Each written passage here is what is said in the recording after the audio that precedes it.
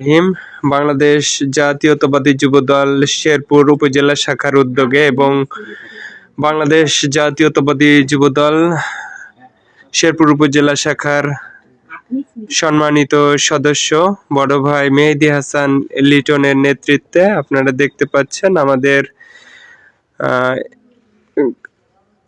শাহবন্দী ইউনিয়নের ফুলতলার একটি গ্রামের আপনারা দেখতে পাচ্ছেন ইয়াকুব সাহেব। উনি দীর্ঘদিন হলে প্যারালাইজড হয়ে পড়ে আছেন, দীর্ঘ 9 বছর হলেন। উনিও একজন এই এলাকার বয়োজ্যেষ্ঠ একজন ব্যক্তি।